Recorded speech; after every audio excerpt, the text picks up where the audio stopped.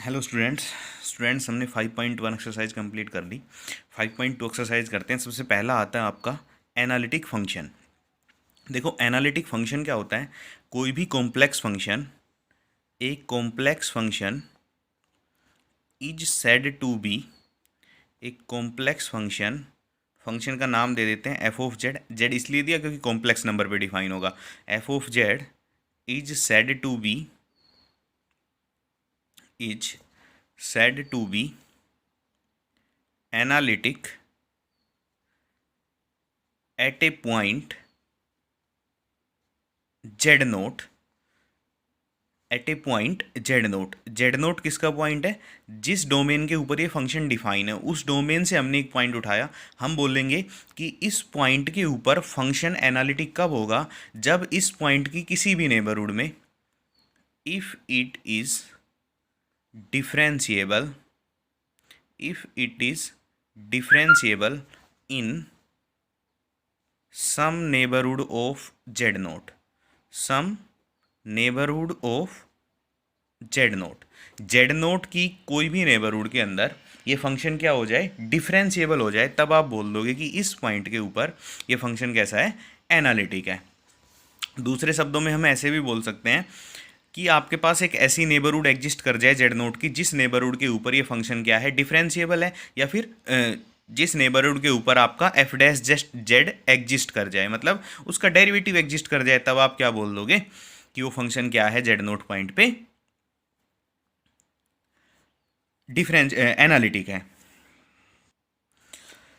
तो बच्चों डेफिनेशन क्या हुई है? कॉम्प्लेक्स फंक्शन को हम एनालिटिक तब कहेंगे किसी भी पॉइंट पे जब उस पॉइंट की नेबरहुड में फंक्शन क्या आ जाए? डिफरेंशिएबल आ जाए। उस पॉइंट की कोई भी नेबरहुड उठाओ आप। नेबरहुड का मतलब हो गया, नेबरहुड का मतलब क्या होता है कि कोई पॉइंट आपके पास दिया हुआ है, कोई पॉइंट उठाया आपने किसी डोमेन डी में से, कोई डोमेन डी है आपके पास, या कोई सेट ऑफ कॉम्प्लेक्स नंबर दिया हुआ है, जो भी आपके पास दिया हुआ है उस सेट से एक पॉइंट उठाया। तो ये जो सेट है ना, इस पॉइंट की नेबरहुड तब बनेगा जब इस पॉइंट को कंटेन करने के लिए आपके पास क्या आ जाए? एक ओपन इंटरवल आ जाए, और वो ओपन इंटरवल वापस से किस में कंटेन हो जाए? इस सेट के अंदर कंटेन हो जाए। जेड नोट को कंटेन करने के लिए एक ओपन इंटरवल आया और वो ओपन इंटरवल खुद इस सेट में अंदर कंटेन हो गया, तब आप बोल दोगे कि ये सेट जो है ये इस पॉइंट की नेबरहुड बनता है, अदरवाइज ये नेबरहुड नहीं बनता है।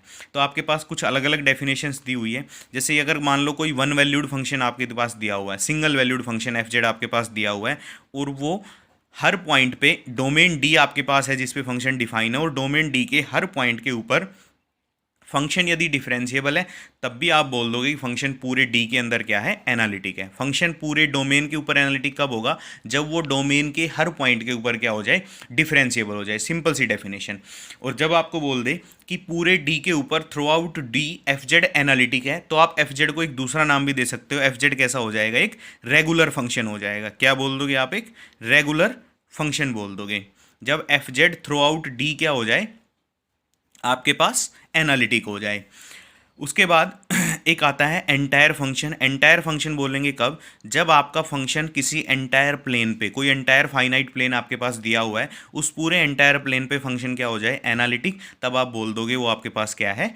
एंटायर फंक्शन है। उसके बाद बच्चों आपकी सबसे पहली थ्योरम आती है C R equation. C R equation का मतलब है कोची रिमान्स इक्वेशन। क्या कहती है Cauchy Riemann equation? Cauchy Riemann कहती है कि u का x के रेस्पेक्ट में पार्शियल डेरिवेटिव यदि v के y के रेस्पेक्ट के पार्शियल डेरिवेटिव के बराबर आ जाए, और दूसरा u का y के रेस्पेक्ट में पार्शियल डेरिवेटिव माइनस ऑफ कितना आ जाए? आपके पास vx आ जाए। अगर ये दो कंडीशन को सेटिस्फाई करेगा फंक्शन, तब हम कह सकते हैं उसको कि वो एनालिटिक होगा या नहीं होगा। पर अगर इनको सेटिस्फाई नहीं करेगा तो पक्का हो जाएगा कि फंक्शन एनालिटिक नहीं है। तो इसका मतलब ये हुआ कि ये एनालिटिसिटी चेक करने के लिए आपके पास नेसेसरी कंडीशन है कि अगर ऐसा है तभी आप बोल सकते हो। आगे जाके चेक करेंगे फिर भी कंफर्म नहीं है। अगर ऐसा नहीं हुआ तो कंफर्म है कि फंक्शन एनालिटिक नहीं है।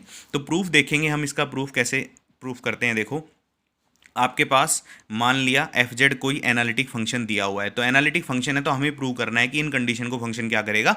सेटिस्फाई करेगा। नेसेसरी कंडीशन हो गई। तो मान लिया आपके पास w equal to F of Z कोई फंक्शन दिया हुआ है। कैसा फंक्शन है ये? एनालिटिक फंक्शन है। कैसा फंक्शन दे रखा है? Analytic function. एनालिटिक फंक्शन अगर ये दिया हुआ है किसी रीजन पे, मान लेते हैं कोई रीजन आपके पास दिया हुआ है, मान लिया हमने रीजन आर दे रखा है, आपकी बुक में आर माना हुआ है तो मैं आर लेके चल रहा था। कोई रीजन आपके पास दिया हुआ है आर, उसके अंदर हमने मान लिया कि फंक्शन आपका कैसा है, एनालिटिक है।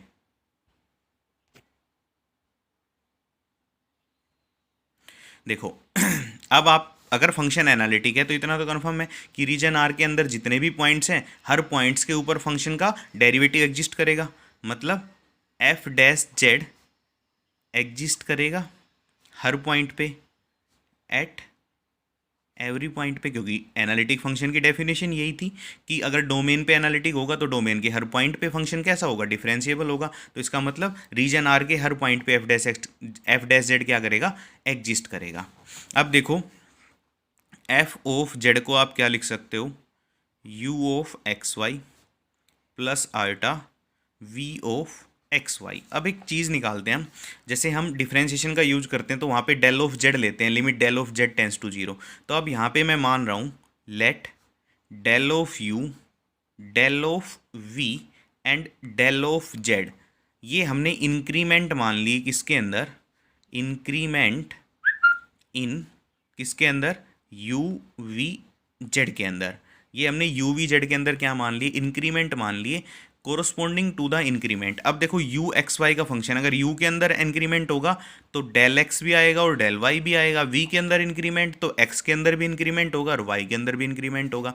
तो आपके पास एफ डैश जेड की वैल्यू क्या होती है, एफ डैश जेड आपके पास होता है limit delta Z tends to zero F of. अब देखो जेड नोट नहीं लेंगे क्योंकि हर पॉइंट की बात कर रहे हैं तो हम सिंपल जेड ही मानेंगे, z plus del of z minus कितना आपके पास एफ ऑफ जेड अपॉन कितना होता है डेल ऑफ जेड।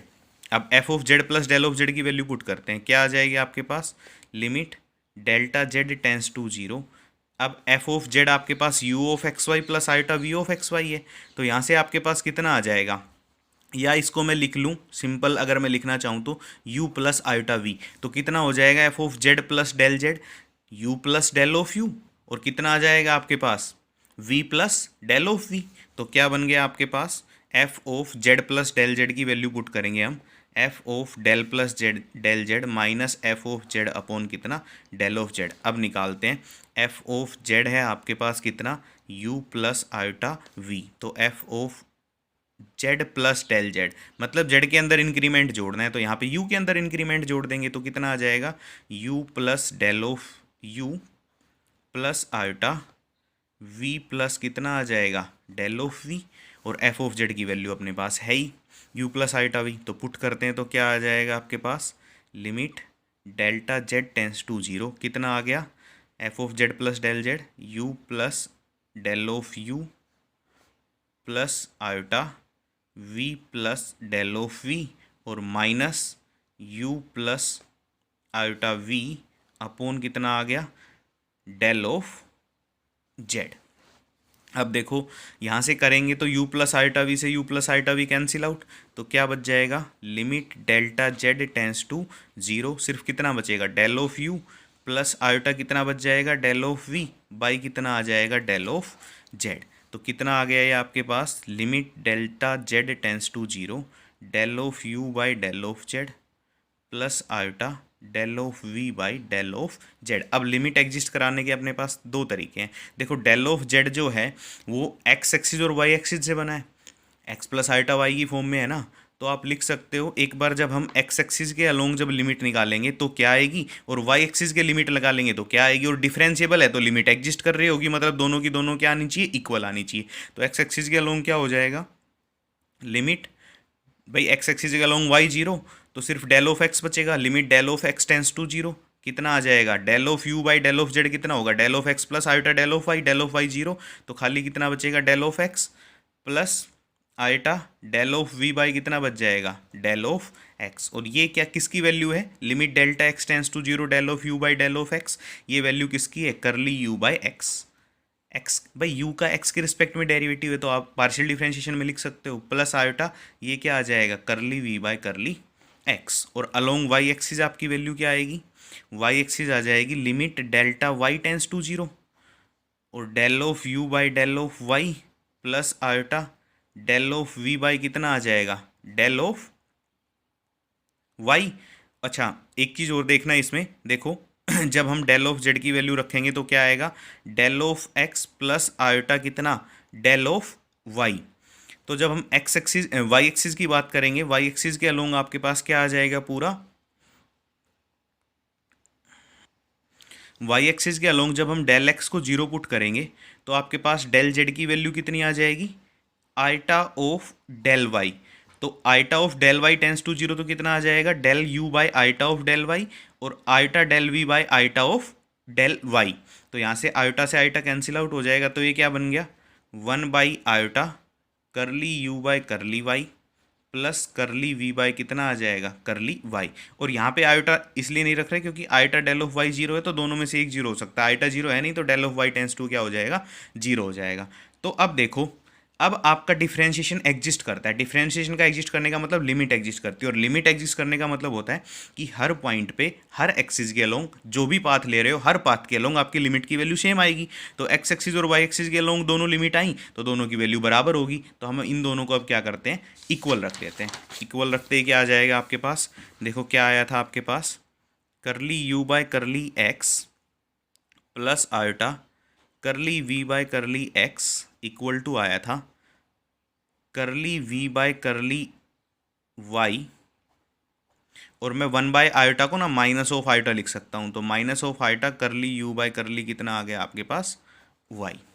तो ये आ गया। अब यहाँ से देखो, इक्वेट करें हम यदि रियल और इमेजनरी पार्ट, तो करली यू बाय करली एक्स किसके इक्वल आ गया, आपके पास आ गया करली वी बाय करली कितना, वाई, और करली वी बाय करली एक्स किसके इक्वल आ गया, माइनस ऑफ करली यू बाय कितना, करली वाई के इक्वल आ गया। दिस इम्प्लाइज ये हो गया यू एक्स इक्वल टू कितना, वी ऑफ वाई, और ये हो गया आपके पास कितना, v of x equal to minus of u y, या इसको लिख सकते हो you of y equal to minus of कितना, वी एक्स। ये आपके पास क्या थी, सी आर इक्वेशन। तो अगर फंक्शन एनालिटिक है तो इनको सेटिस्फाई ज़रूर करेगा, अगर ये सेटिस्फाई नहीं होती है तो फंक्शन फिर एनालिटिक भी नहीं है। तो इस रिजल्ट को हमने याद रखना है। इससे आगे चलते हैं। नेक्स्ट, तो ये नेसेसरी कंडीशन थी, इसी तरह सफिशिएंट कंडीशन भी होती है। सफिशिएंट कंडीशन क्या है कि अब आपको अब यहाँ तक अगर सी आर इक्वेशन को अगर फंक्शन सेटिस्फाई करता है तो ज़रूरी नहीं है कि फंक्शन आपका एनालिटिक होगा, लेकिन अगर मैं सफिशिएंट कंडीशन भी इसमें ऐड कर दूँ तब श्योरिटी हो जाएगी कि फंक्शन आपका पक्का एनालिटिक होगा। तो क्या कंडीशन है, पहली कंडीशन तो नेसेसरी होनी चाहिए, सी आर इक्वेशन को क्या करे वो, सेटिस्फाई। सेकंड क्या है कि जो भी आपके फर्स्ट ऑर्डर पार्शियल डेरिवेटिव है, u x u y, v x v y, ये पार्शियल डेरिवेटिव एग्जिस्ट करें, पहली बात। और दूसरी चीज़ क्या, ये क्या होने चाहिए, कंटिन्यूस होने चाहिए। यदि फर्स्ट ऑर्डर पार्शियल डेरिवेटिव आपके कंटिन्यूस हो गए और सी आर इक्वेशन को फंक्शन सेटिस्फाई करता है तो पक्का मिल जाएगा हमें कि फंक्शन कैसा होगा, एनालिटिक होगा। इसका भी प्रूफ दिया हुआ है आपकी बुक में, बिल्कुल सिंपल सा प्रूफ है, वो प्रूफ आप कर सकते हो बुक से देख के। तो सफिशिएंट कंडीशन क्या होगी, देखो पहली कंडीशन आपकी एनालिटिक फंक्शन, एनालिटिक फंक्शन था आपके पास क्या, एनालिटिक फंक्शन कहता है कि कोई फंक्शन एनालिटिक किसी पॉइंट पे तब हो जाएगा जब उस पॉइंट की नेबरहुड पे, कोई भी नेबरहुड ले सकते हो आप, उस नेबरहुड पे फंक्शन क्या हो जाए, डिफरेंशिएबल हो जाए। सेकंड बात, पूरी डोमेन पे अगर डिफरेंशिएबल हो गया हर पॉइंट पे तो फंक्शन आपके पास कैसा हो जाएगा, एनालिटिक, वो भी कह सकते हो, रेगुलर फंक्शन भी बोल सकते हो। यदि किसी एंटायर फाइनाइट प्लेन पे फंक्शन एनालिटिक हो गया तो एंटायर फंक्शन हो जाएगा, और एंटायर फंक्शन जो भी होगा वो पक्का एनालिटिक तो होगा ही होगा, क्योंकि हर एंटायर पूरे फाइनाइट प्लेन पे वो एनालिटिक है। उसके बाद सी आर इक्वेशन थी u of x equal to v of y और u of y equal to minus of v of x। तो अगर इन कंडीशन को फंक्शन सेटिस्फाई करता है तब हम कुछ नहीं कहेंगे फंक्शन के बारे में कि एनालिटिक है या नहीं है, लेकिन अगर नहीं करता है तो फंक्शन पक्का एनालिटिक नहीं है। तो ये नेसेसरी कंडीशन थी। इसके बाद सफिशिएंट कंडीशन, ये दो पार्ट। नेक्स्ट टॉपिक आता है बच्चों आपका C R equation in polar form. Polar form के अंदर हम सी आर इक्वेशन को लिख सकते हैं कैसे, कि आपके पास कोई एफ जेड फंक्शन दिया हुआ है analytic u plus iota v, और z दिया हुआ है आपके पास कितना, आर ई की power iota theta. Polar form में लिखते हैं z को कितना, आर ई की पावर आयोटा थीटा। तो जो पोलर इक्वेशन आएंगी सी आर फॉर्म, जो सी आर इक्वेशन आएंगी पोलर फॉर्म की, वो क्या आ जाएंगी, curly u by curly r, x y की जगह आपकी बार क्या आ जाएगा, आर और थीटा। तो किसके इक्वल होगा ये, वन बाई आर करली वी बाय करली थीटा के इक्वल। वहाँ पे करली u by curly x direct किसके इक्वल था, करली वी बाई करली वाई। यहाँ पे हो जाएगा 1/r करली यू बाई करली थीटा। और दूसरे में माइनस लगता था तो वहाँ पे भी क्या आ जाएगा, माइनस। तो करली यू बाई करली थीटा किसके इक्वल आ जाएगा आपके पास अब, माइनस ऑफ आर करली वी बाय करली आर। या इसी की फॉर्म में याद रखना चाहो तो करली वी बाय करली आर निकालना, तो कितना आ जाएगा ये 1/r curly u by curly theta. ध्यान रखना, या तो इस फॉर्म में लिख लो, इस फॉर्म में ये 1/r। अब अगर आप 1/r एक बार ही याद रखना चाह रहे हो सेम, तो आप लिख सकते हो curly u by curly are इसके इक्वल और करली वी बाय करली आर इसके इक्वल हमने प्रूव करना है। पोलर इक्वेशन को कैसे फॉर्म करेंगे देखो, इन पोलर कार्टेशियन सिस्टम आप पोलर कोऑर्डिनेट सिस्टम में आप x को क्या पुट करते हो, r कोस ऑफ थीटा, और y आपका कितना होता है, r साइन ऑफ थीटा। और r की वैल्यू निकालेंगे तो क्या हो जाएगा आपके पास, x square plus y square का अंडर रूट, और थीटा कितना आ जाएगा आपके पास, r और थीटा की वैल्यू चाहिए ना हमें, तो r और थीटा निकाल लिया हमने कितना, y बाई एक्स। अब देखो हम निकालते हैं, देखो u और v पोलर फॉर्म में किसके फंक्शन है, u and v are the function of r and theta, और r और थीटा जो दिए हुए हैं ये एक्स वाई की टर्म में दे रखे हैं, सॉरी u और v are the function of किसका, x एंड y का, and x and y are the function of किसके, r और थीटा के। तो हमें करली यू बाय करली एक्स निकालना है। Curly u by curly x की वैल्यू क्या हो जाएगी आपके पास, देखो करली यू बाय करली एक्स की वैल्यू क्या होगी, आप अब u r की टर्म में लेना है क्योंकि हमें करली यू बाय करली r निकालना है। तो करली यू बाय करली r इंटू r को आप लिख सकते हो x का function, plus curly u by curly of theta into करली ऑफ थीटा बाय कितना, करली ऑफ x। तो रिवर्सेबल तरीके से मान रहे हैं हम कि u को जब हम u जो दिया हुआ है पोलर कार्टेशियन में हमें r और थीटा के फंक्शन माने हुए हैं, तो यहाँ पे आप r और थीटा मान सकते हो और यहाँ पे ये x और y बना सकते हो। तो यहाँ से आपका आ जाएगा, जब करली u बाय करली x निकालेंगे तो r से होते हुए पहुँचेंगे, जब करली v बाय करली x निकालेंगे v बाय करली x निकालेंगे तो भी r से होते हुए पहुँचेंगे, थीटा का आएगा तो थीटा से होते हुए पहुँचेंगे। तो करली u बाय करली x की वैल्यू आ गई है। इसी तरह करली v बाय करली x की वैल्यू क्या आ जाएगी आपके पास, करली v बाय करली r इंटू करली r बाय करली कितना आ जाएगा आपके पास, x, प्लस करली v बाय करली कितना आ जाएगा आपके पास, थीटा, इंटू करली थीटा बाय कितना आ जाएगा, करली x। इसी तरह सेम हम y के अंदर बना लेंगे। तो पहले हम करली u बाय करली x को लेके चलते हैं। करली u बाय करली x किसके इक्वल था, u का r के रेस्पेक्ट में, r का आपके पास x के रेस्पेक्ट में, प्लस u का थीटा के रेस्पेक्ट में और थीटा का x के रेस्पेक्ट में। तो यहाँ से क्या आ गया आपके पास, curly u by curly x equal to, अब हमने ये तो निकाल ही रखा है कि करली r बाय करली x क्या आएगा, क्योंकि r आपके पास क्या है, under root x square plus y square. तो curly r bye curly x कितना हो जाएगा, 1/2 under root x square plus y square, और एक्स स्क्वेयर का हो जाएगा कितना, 2 ऑफ एक्स, एक्स से एक्स कट जाएगा तो क्या बचेगा, x by under root x square plus कितना, y square, plus curly u by curly theta, और curly theta by curly x, theta आपका tan inverse y by x है तो कितना आ जाएगा, curly minus of y by कितना, x square plus y square. तो यहाँ से आपके पास आ गया, क्या आ गया कि curly u by curly r as it is x by, इसकी वैल्यू आर है तो इसको लिख सकते हैं एक्स बाई आर, प्लस ये आपके पास आ गया curly u by curly theta, और इसको मैं लिख सकता हूँ minus of y by r, और आर का स्क्वेयर, क्योंकि अंडर रूट होता तो सिर्फ आर आ जाता, तो ये आ जाएगा minus of y by r square.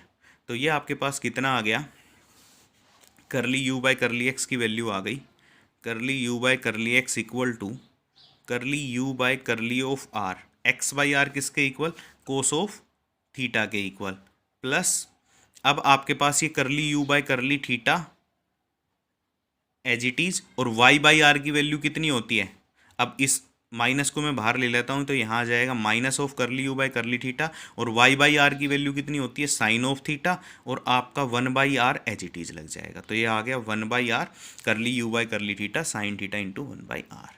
Similarly आप निकाल सकते हो करली यू बाय कितना, curly of y. Curly u by curly y की वैल्यू मैं डायरेक्ट लिख रहा हूँ, किसके इक्वल आएगी, curly u by curly r sine of theta plus 1/r curly u by curly theta cos of theta. इसी तरह करली वी बाय करली एक्स निकालेंगे और करली वी बाय क्या निकाल लेंगे हम, करली ऑफ वाई। तो ये आपके पास कितना आ जाएगा, curly v by curly r cos of theta minus 1/r curly v by curly theta sine of theta. इसी तरह इसकी वैल्यू निकालेंगे तो आएगी curly v by curly r sine of theta plus 1/r curly v by curly theta cos of theta. अब C R equation क्या कहती है, देखो एनालिटिक फंक्शन दिया हुआ है तो सी आर इक्वेशन को तो सेटिस्फाई करेगा, नेसेसरी कंडीशन है। यू एक्स किसके इक्वल है आपका, वी ऑफ वाई के इक्वल, मतलब करली यू बाय करली एक्स किसके इक्वल दिया हुआ है, करली वी बाय करली वाई के इक्वल। तो यहाँ से दोनों को बराबर करते हैं, करली यू बाय करली एक्स और करली वी बाय करली वाई को बराबर रखेंगे तो क्या आ जाएगा आपके पास, curly u by curly r minus 1/r curly v by curly of theta cos of theta minus curly v by curly r plus 1/r curly u by curly theta sine of theta equal to कितना आ जाएगा, 0। अब ये आपके पास दिया हुआ है तो यहाँ से देखो दूसरी इक्वेशन बन जाएगी, जब हम u ऑफ y को किसके इक्वल लिखेंगे, माइनस ऑफ वी एक्स के इक्वल। तो आपके पास क्या आ जाएगा, जैसे ही हम दोनों को बराबर रखेंगे तो जो कॉमन है उनको कॉमन निकाल लेते हैं, curly v by curly of theta sine of theta plus curly v by curly of r plus 1/r curly u by curly theta cos of theta equal to 0। हम क्या करते हैं, अब एक को साइन थीटा से मल्टीप्लाई करते हैं 5 को ऊपर वाली को, और नीचे वाली को क्या करते हैं हम कोस थीटा से मल्टीप्लाई, और दोनों को क्या कर देते हैं सबट्रैक्ट कर देते हैं। एक बार ऐड करेंगे एक बार सबट्रैक्ट कर लेंगे। तो जैसे ही हम इनको सबट्रैक्ट करेंगे तो इसको हमने साइन थीटा से मल्टीप्लाई किया ऊपर वाली को, और नीचे वाली को हमने कोस थीटा से मल्टीप्लाई किया। तो आपके पास क्या बचा, सिर्फ curly v by curly of r, क्योंकि ये दोनों ही ऐड होंगी। देखो जब हम इसको साइन थीटा से मल्टीप्लाई करेंगे और इसको कोस थीटा से मल्टीप्लाई करेंगे तो प्लस और दोनों को सब्ट्रैक्ट करेंगे तो ये तो कैंसिल हो जाएंगे। अब यहाँ पे करेंगे तो minus of sine theta cos theta यहाँ पे आ रहा होगा, और ये प्लस ऑफ दिस ये भी आपके पास क्या आ रहा होगा, साइन थीटा और कोस थीटा। तो माइनस करेंगे तो माइनस का सिंबल लग जाएगा। तो आपके पास क्या आ गया, curly v by curly r plus 1/r curly u by curly theta, और ये आएगा sine theta cos theta equal to 0, तो वो तो 0 होंगे नहीं, तो ये क्या आ जाएगा इक्वल टू 0। तो यहाँ से करली वी बाय करली आर की वैल्यू क्या आ गई, minus of 1/r curly u by curly of theta. इसी तरह जब हम इसको कोस थीटा से मल्टीप्लाई इसको साइन थीटा और दोनों को ऐड कर देंगे तो आपके पास क्या आ जाएगा, curly u by curly r equal to 1/r curly v by curly theta. और यही इक्वेशन है आपकी दो पोलर फॉर्म के अंदर। तो पोलर फॉर्म के अंदर जो भी सी आर इक्वेशन है उनको भी आपने याद रखना है। वी यू और वी को अब की बार हमने आर की टर्म्स में सेम इधर रखना है और इधर आ जाएगा। एक बार तो जब हम u को रखेंगे तो 1/r curly v by curly theta, और जब हम v को रखेंगे तो माइनस ऑफ 1/r करली u by curly of theta. Next theorem आपके बच्चों वेरी इंपॉर्टेंट थ्योरम की, कोई भी एनालिटिक फंक्शन दिया हुआ है जिसका मॉडुलस कांस्टेंट है तो हमने बताना है कि वो भी कैसा होगा, वो फंक्शन भी कैसा होगा, कांस्टेंट होगा। तो देखो एफ जेड आपके पास कोई मान लिया हमने u प्लस आयोटा v एक एनालिटिक फंक्शन दिया हुआ है। अगर एनालिटिक फंक्शन है तो इसका मॉडुलस कांस्टेंट गिवन है, तो mod of f z that is modulus of u plus iota v is constant. आपको प्रूव करना है कि एफ जेड है वो भी क्या रहेगा, कांस्टेंट रहेगा। तो इसका मॉडुलस क्या होगा, under root u square plus v square equal to हमने कांस्टेंट मान लिया क्या, कोई भी c। तो यहाँ से आप निकाल सकते हो u square plus v square equal to कितना आ जाएगा आपके पास, c स्क्वायर। तो ये आपके पास एक इक्वेशन बन गई। अब देखो हमें दिखाना है कि एफ जेड कॉन्स्टेंट रहे, तो हम इसका पार्शियल ऑर्डर डेरिवेटिव u का v का जो भी एक्स वाई की टर्म में है दोनों का सारों का क्या दिखा देंगे, 0। तो अपने आप इसका डेरिवेटिव 0 दिखाते ही हम क्या आपके पास क्या आ जाएगा, ये फंक्शन सच में कांस्टेंट है। अगर एफ जेड का डेरिवेटिव मैं 0 दिखा दूं, मतलब u और v का डेरिवेटिव मैं 0 दिखा दूं, तो एफ जेड कैसा हो जाएगा, कांस्टेंट हो जाएगा। तो एफ जेड का मॉडुलस आ गया ये, यहाँ से एक इक्वेशन बना ली हमने। तो इस इक्वेशन को हम एक बार x के रेस्पेक्ट में पार्शियल डेरिवेटिव करते हैं, एक बार y के रेस्पेक्ट में। तो x के रेस्पेक्ट में करेंगे तो क्या आ गया, 2 of u curly u by curly x plus 2 of v curly v by curly x equal to कितना आ गया आपके पास 0। तो यहाँ से आ गया u curly u by curly x plus v curly v by curly x equal to 0। इसको मैं मान लेता हूँ इक्वेशन नंबर 2। सिमिलरली y के रेस्पेक्ट में करेंगे तो क्या आ जाएगा, curly u by curly of y plus v curly v by curly of y equal to 0। ये आ गई आपके पास इक्वेशन नंबर 3। अब देखो एनालिटिक फंक्शन दिया हुआ है तो सी आर इक्वेशन को सेटिस्फाई करेगा, मतलब करली u बाय करली x किसके इक्वल, करली v बाय करली y के इक्वल, और curly u by curly y किसके equal, minus of curly v by curly x के इक्वल। तो मैं पहले इक्वेशन में वैल्यू पुट करता हूँ कि आपके पास देखो u of curly u by curly x as it is from 2 से, plus v as it is लिख रहा हूँ मैं, और curly v by curly x की वैल्यू पुट कर रहा हूँ कितनी, minus of curly u by curly of y equal to 0। और इस इक्वेशन में मैं फिर से curly v by curly y की वैल्यू पुट कर रहा हूँ, तो क्या बन जाएगा, curly u by curly of y plus of v, curly v by curly y की वैल्यू है कितनी, curly u by curly of x equal to 0। इसको मान लेता हूँ इक्वेशन नंबर 4, और ये आ गई आपके पास क्या, इक्वेशन नंबर 5। 4 को अगर इस माइनस को आप प्लस करो तो यहाँ पे भी क्या लिख सकते हो, माइनस लिख सकते हो, ताकि हम दोनों को अच्छे से लिख पाएँ। अब मैं 4 को u से मल्टीप्लाई कर रहा हूँ और 5 को v से और ऐड कर रहा हूँ, तो क्या आ जाएगा, देखो u से मल्टीप्लाई करेंगे तो u square curly u by curly x, इसको मल्टीप्लाई करूँगा तो माइनस ऑफ u v, और करली u बाय कितना आ जाएगा आपके पास, करली ऑफ y, प्लस इसको मैं जब v से मल्टीप्लाई करूँगा तो u v करली u बाय कितना आ जाएगा, करली ऑफ y, और इसको v से मल्टीप्लाई करेंगे तो v square curly u bye कितना आ गया, करली x इक्वल टू 0। तो ये दोनों कैंसिल आउट, तो यहाँ से आपके पास क्या आ गया, u square curly u by curly x plus v square curly u by curly x equal to 0। तो u square plus v square curly u by curly x common equal to कितना आ गया आपके पास 0। अब देखो u square plus v square आपके पास क्या है, कांस्टेंट के इक्वल दिए हुए हैं।